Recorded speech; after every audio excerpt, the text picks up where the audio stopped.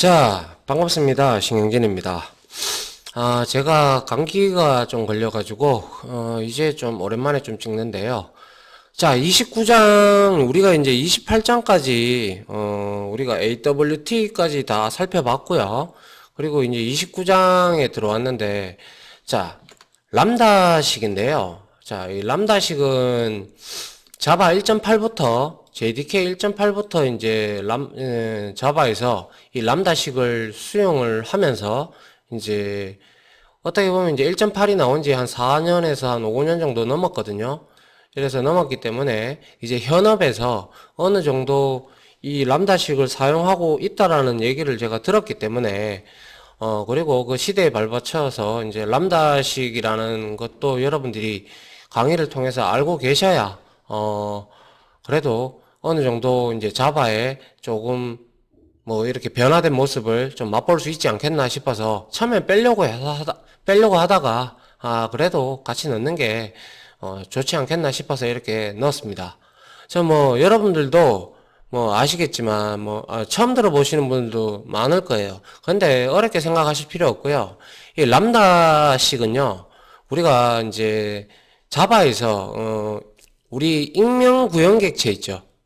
익명 함수, 그죠? 그거를 이제 대신해서 좀 코드를 좀 간결하게 만들고 또 그리고 이제 필요한 것들만 이제 정보들만 우리가 이렇게 딱 가져다가 쓰는 뭐 그런 방식인데, 그래서 상당히 효율성이 좀 높다라고 보고요. 그리고 코드가 매우 간결해진다는 방법도 있고, 현재 우리 시대에서는 이제 이런 프로그램, 객체 지향 프로그램에다가 이러한 함수적 프로그래밍을 이제 엎쳐서 같이 프로그래밍을 하는 경향이 많이 짙기 때문에 그 함수적 프로그램이 바로 이 람다식으로 이제 구현을 하는 경우가 그런 경우가 100%입니다.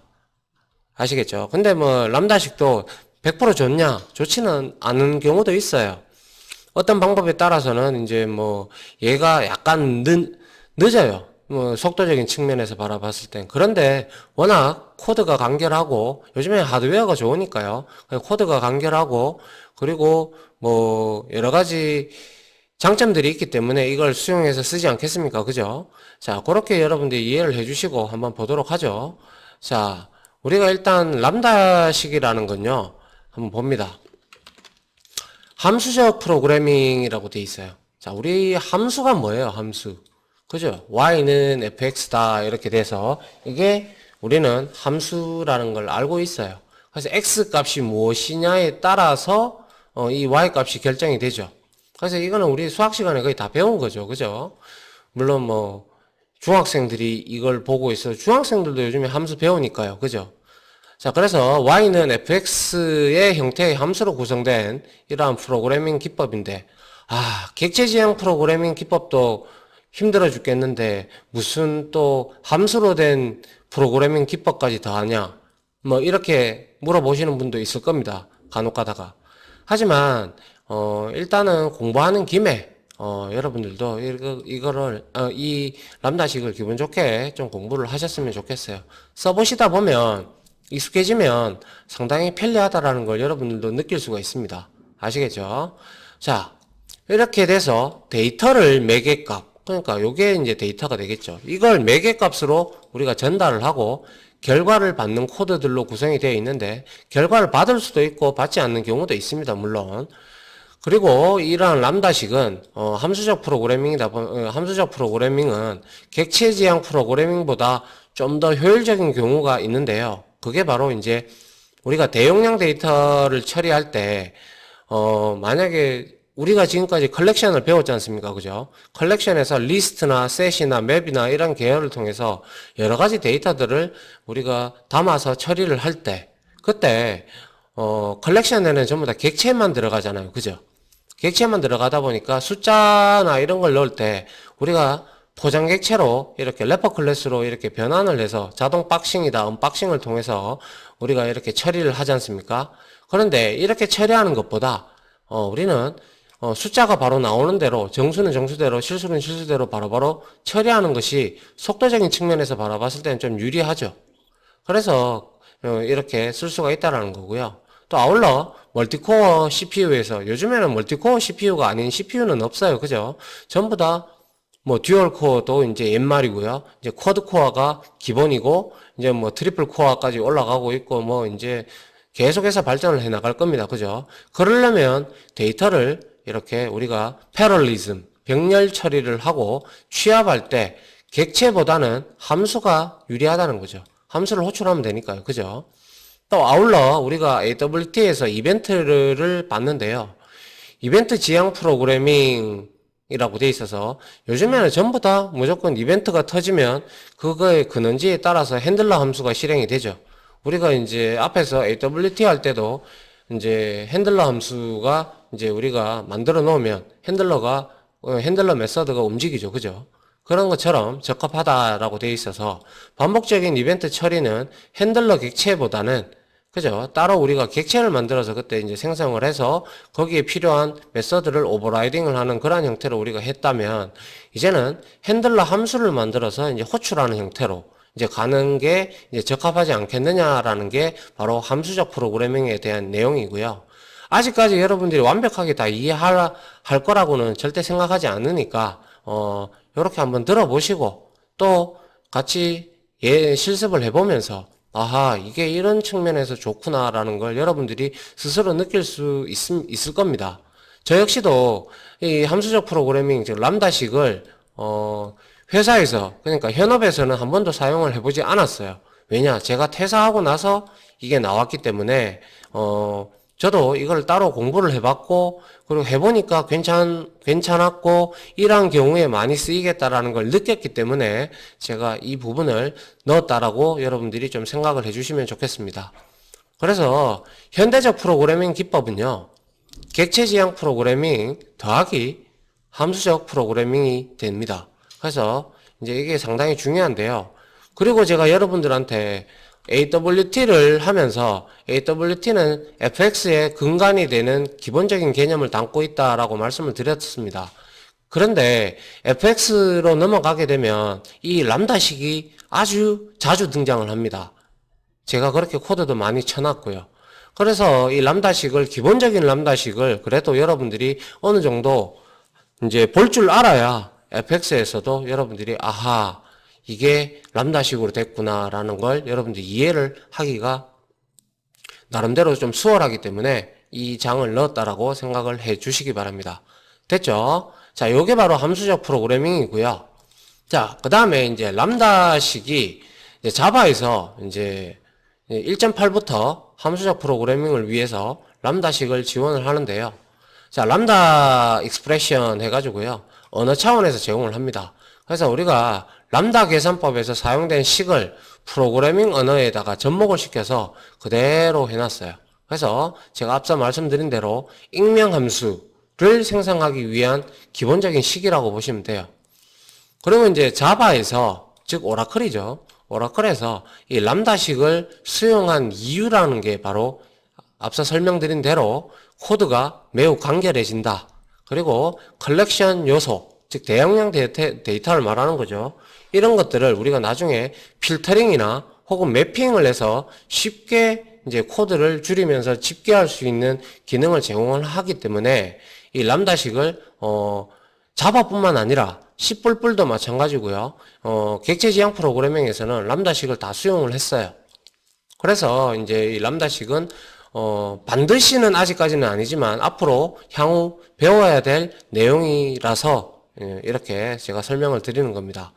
자, 그래서 람다식의 구체적인 이 코드문을 보시게 되면 자, 어떠한 함수를 이렇게 메서드를 호출할 때 자, 여기에 타입이 들어가고 매개 변수가 들어가고 물론 여기에 콤마가 있어서 매개 변수가 여러 개 있을 수 있잖아요. 그죠? 그래서 여러 개 이렇게 들어갈 수가 있어요.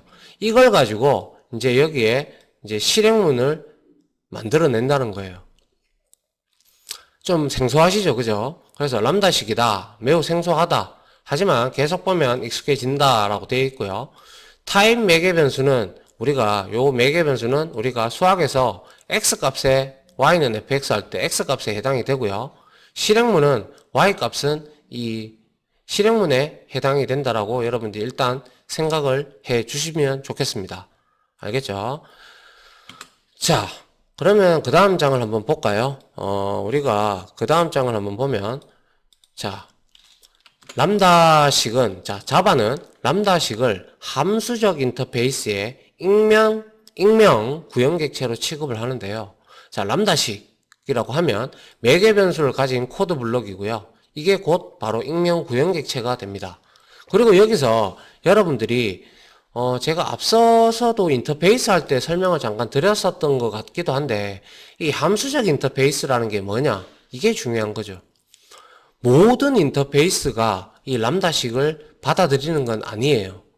오로지 함수적 인터페이스일 때만 받아들인다. 이 말씀을 드린 적이 있는 것 같은데, 아마 다시 한 번 더 설명을 드릴게요. 함수적 인터페이스라는 거는 여기에 보시다시피 하나의 추상 메서드를 가지고 있는 인터페이스를 의미한다. 이해하시나요? 하나의 추상 메서드. 근데 우리가 지금까지 인터페이스를 만약에 이렇게 선언을 하잖아요. 이렇게 A라고 이렇게 선언을 했어요. 그럼 여기에 public abstract void 어쩌고 저쩌고 해서 추상 메서드를 만들죠. 그죠? void 메서드 이렇게 뭐 여기에 매개 변수가 이렇게 와도 되고요. 그죠? 이런 식으로 또 이제 여기에는 int 뭐 메서드 a 이런 식으로 해서 우리가 이렇게 만들 수 있잖아요. 이게 인터페이스잖아요. 그래서 A 인터페이스를 구현한 클래스들은 구형객체다라고 해서 우리가 계열로 나누기도 하고 그랬잖아요. 그런데 이 인터페이스에는 이렇게 두 개의 오로지 한 개만 있으라는 법은 없잖아요. 그래서 이 두 개가 있다면 이거는 함수적 인터페이스가 아니에요. 아시겠죠? 함수적 인터페이스가 아니고 오로지 한 개.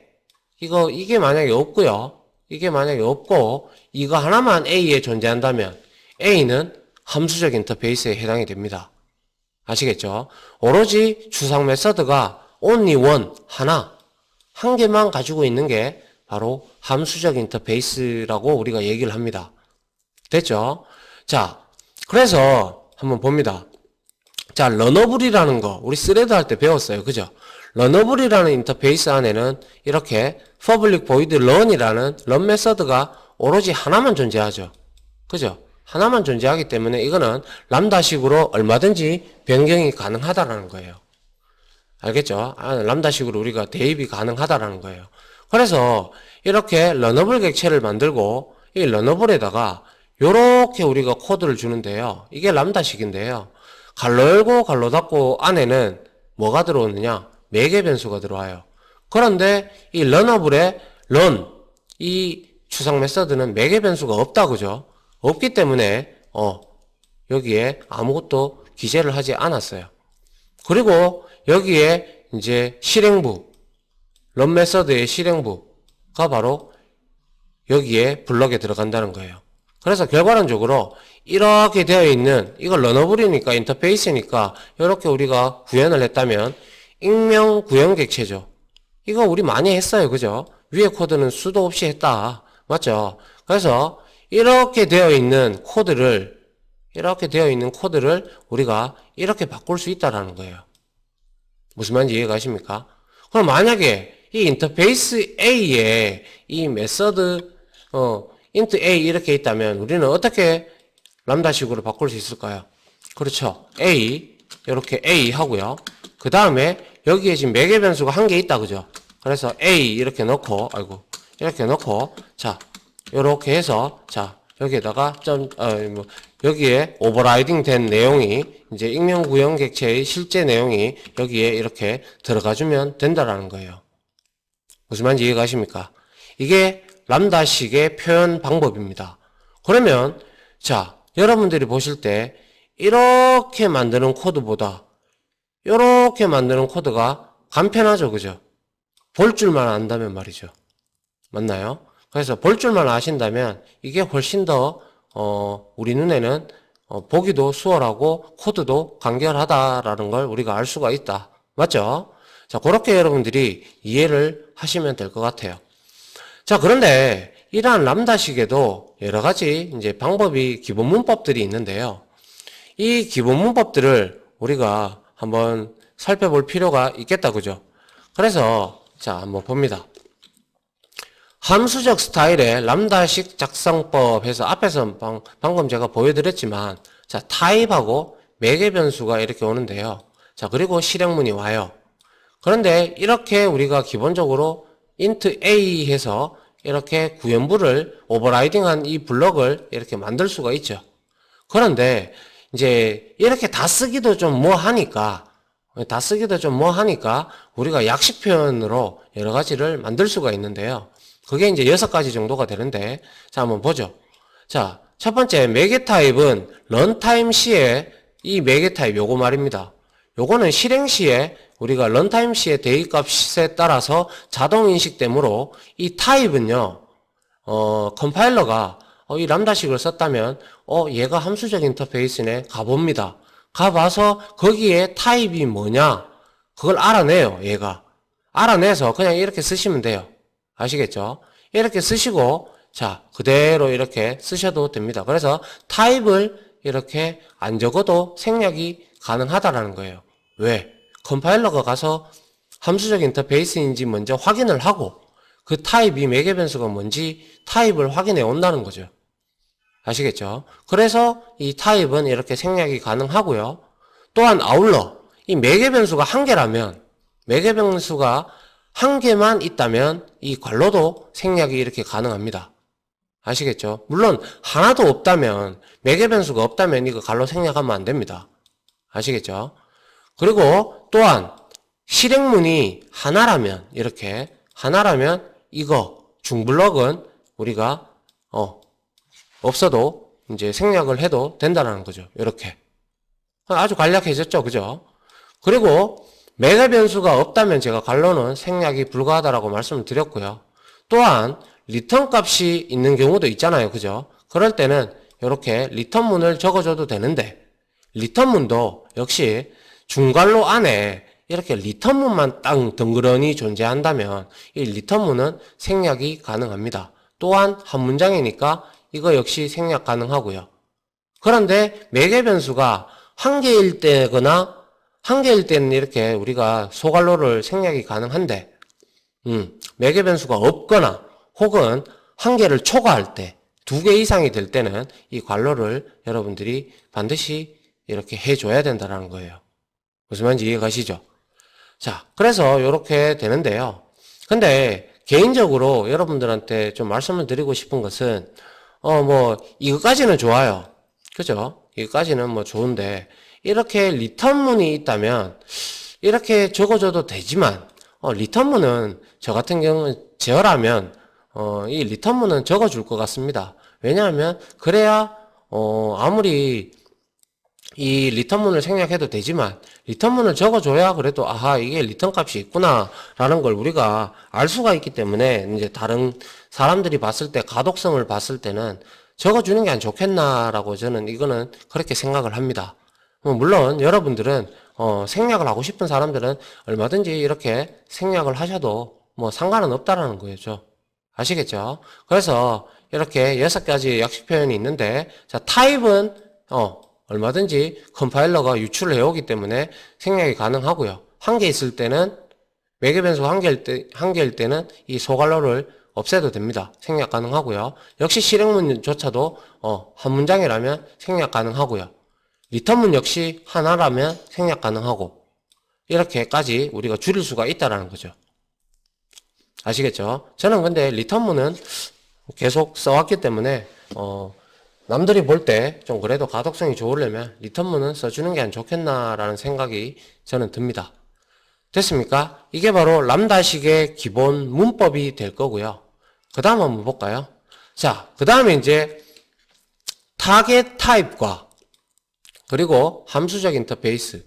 자, 함수적 인터페이스는 뭐 말 그대로 그거였잖아요. 인터페이스에 추상 메서드가 하나가 있는 게 함수적 인터페이스다. 그죠?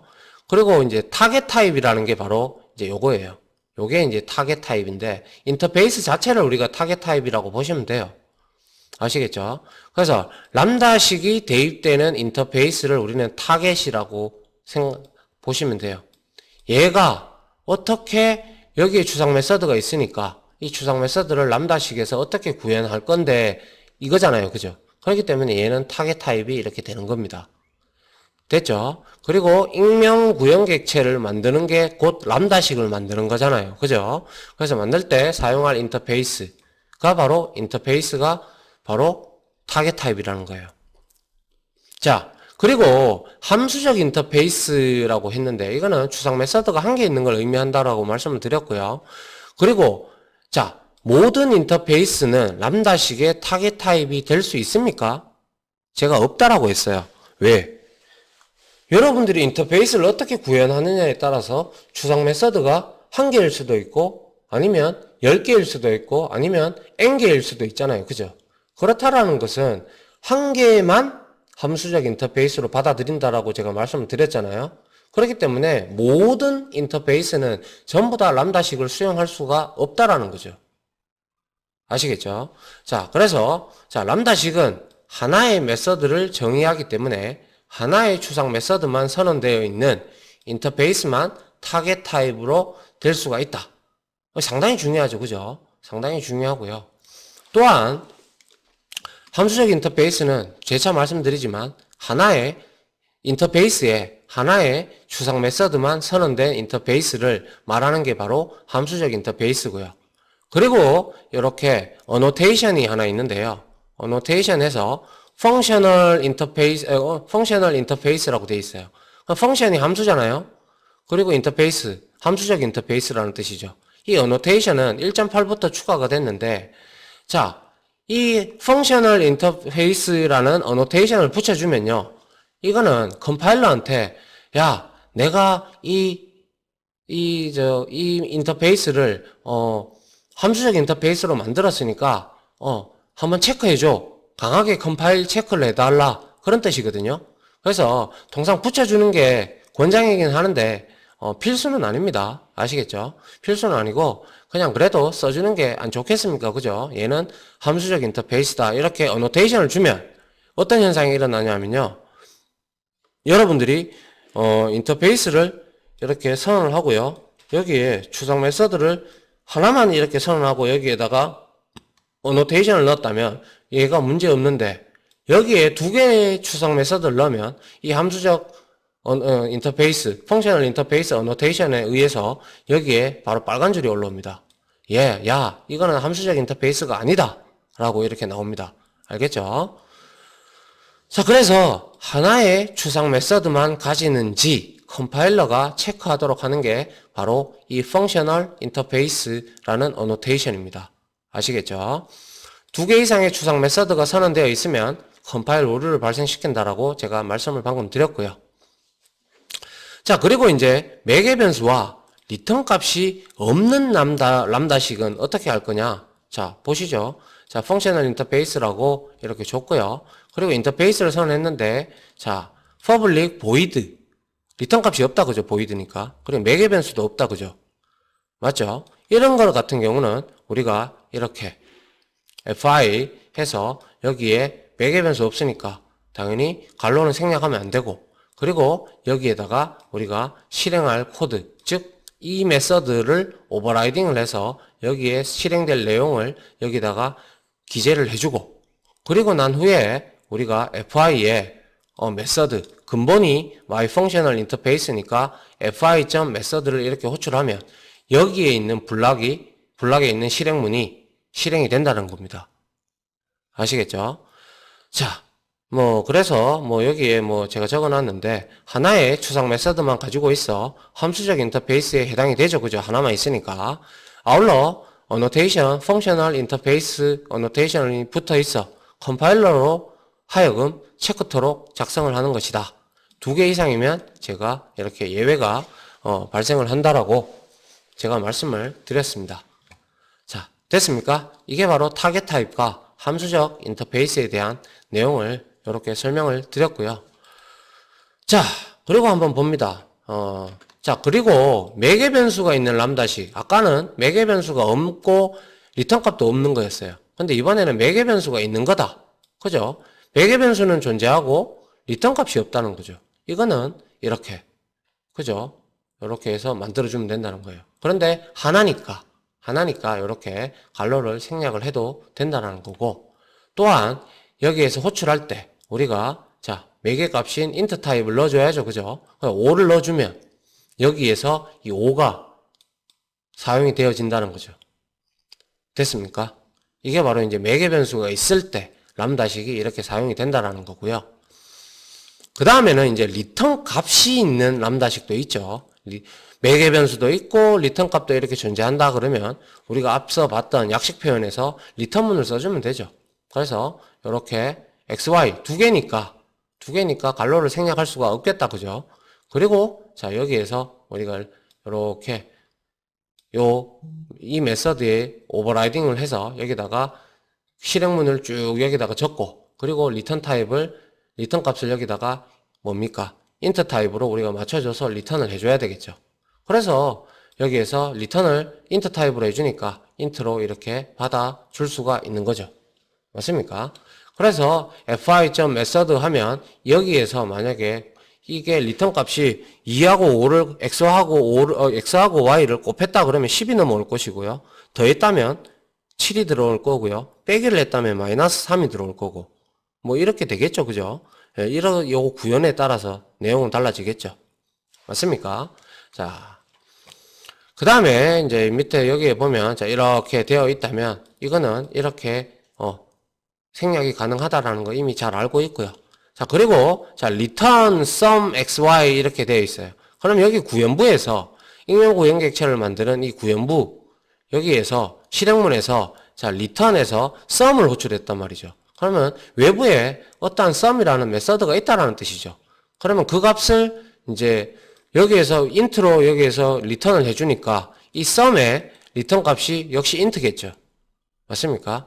그러면 sum 이렇게 해서 우리가 주면 되고 역시 리턴문을 생략을 하고 이렇게 적어도 무방하다는 거죠.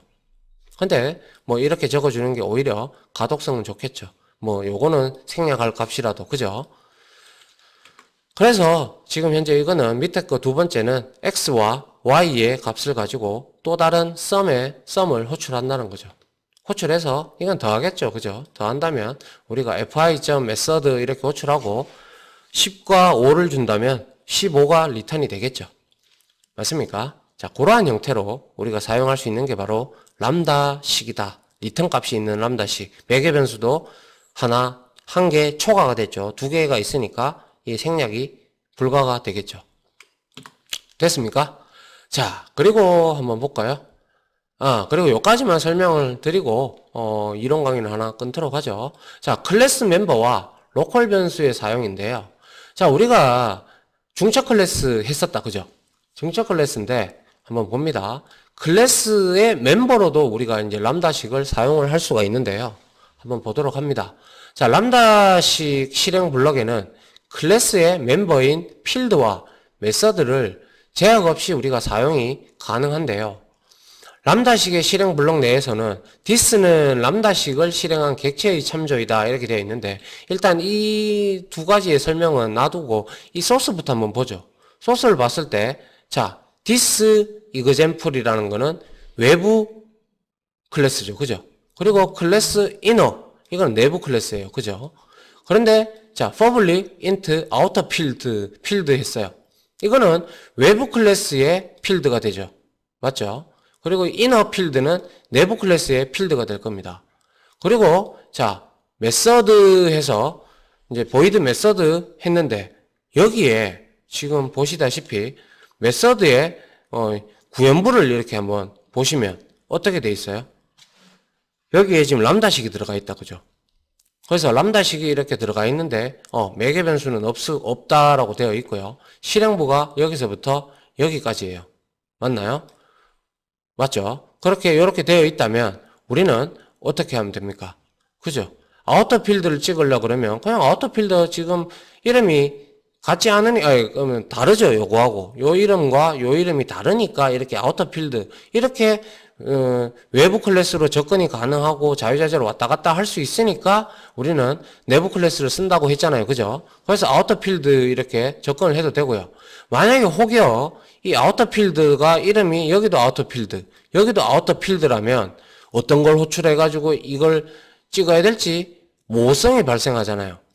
그래서 외부 우리가 이제 멤버를 이제 이름이 같다면, 이 필드명이 같다면 우리가 접근할 때는 자, this example 외부 클래스명을 이렇게 적어주고 명시적으로 이렇게 this를 해주는 거 기억하시죠? 우리 중첩 클래스 할 때 이렇게 했습니다. 그죠? 그래서 점해서 아우터 필드 이렇게 해주시면 되고요. 이너 필드는 당연히 그냥 이너 필드 이렇게 해주시면 되는데 이 지금 람다식 안에 우리가 지금 메서드가 누구의 메서드예요? 내부 클래스 이너의 메서드예요. 그죠? 그렇기 때문에 여기에서는 this inner field 이렇게 하면 된다라는 거죠. 맞나요? 이렇게 여러분들이 이해를 해주시면 되고 아울러 이렇게 람다식을 내가 만들었다면 이 람다식 어딘가에 선언이 되어 있겠죠. 그죠? 이제 인터페이스로 이렇게 선언이 되어 있다면 우리는 여기서 이 메서드에서 람다식을 이렇게 대입을 해놓고 이렇게 호출을 해서 쓸 수가 있다라는 거죠. 얼마든지. 아시겠죠? 그리고 이제 여기에 제가 적어놨는데 중첩 클래스의 참조, 즉 접근할 때의 부분이다. 이미 우리가 배웠습니다. 그리고 필드명이 다르다면 이렇게 적어도 문제 없죠. 그죠? 어차피 내부 클래스를 쓰는 이유가 자유자재로 왔다 갔다 하기 위해서 쓰는 거니까. 그런데 필드명이 같다면 제가 그때도 말씀드린 바대로 this example 하고 명시적으로 외부 클래스에 접근하기 위해서는 this라고 이렇게 적어줘야 된다는 거죠. 맞나요? 기억나시죠? 예. 이렇게 필드명이 같다면 명시적으로 이렇게 붙여줘야 한다라는 겁니다. 자, 이렇게 해서 일단은 람다식의 기본적인 내용과 그리고 람다식이 타겟 타입이 뭔지, 함수적 인터페이스가 뭔지, 그리고 람다식을 어떻게 작성을 하는지, 그리고 람다식을 왜 사용하는지에 대한 이러한 이유에 대해서 여러분들한테 이번 강의를 통해서 설명을 드렸는데요. 한 가지 여기서 우리가 기억을 해야 될 거는 함수적 인터페이스인 경우에만, 즉 추상 메서드가 하나인 경우에만 오로지 이 람다식이 적용이 된다라는 사실을 반드시 기억을 해 주시고요. 그리고 이러한 약식 표현도 여러분들이 한번 정리를 해 두시면 좋을 것 같습니다. 아울러 타겟 타입은 당연히 인터페이스가 될 거고요. 어차피 람다식을 만든다는 것은 익명, 구형 객체를 만든다는 그런 내용이기 때문에 당연히 타겟 타입이 인터페이스가 될 수밖에 없고요. 그리고 매개 변수가 있느냐 없느냐에 따라서 이렇게 우리가 코드가 달리 이렇게 행해진다라는 사실을 우리가 이번 강의에서 좀 배워봤습니다. 그죠? 역시 클래스 멤버와 로컬 변수로도 사용할 때 우리가 이렇게 만들 수가 있다, 접근할 수가 있다라는 방법은 이미 앞서 해봤고요. 됐습니까? 자, 이렇게 해서 람다식에 관련된 첫 번째 이론은 여기서 하나 끊고요. 직접 우리가 이 예제를 가지고 와서 실습을 해봄으로써 여러분들이 느껴봐야겠죠. 그죠? 자, 이렇게 해서 람다식에 대한 이론을 여기서 하나 마치도록 하겠습니다. 자, 강의 들어주신다고 수고하셨고요. 자, 다음 실습 강의로 찾아뵙도록 하겠습니다. 고생하셨습니다.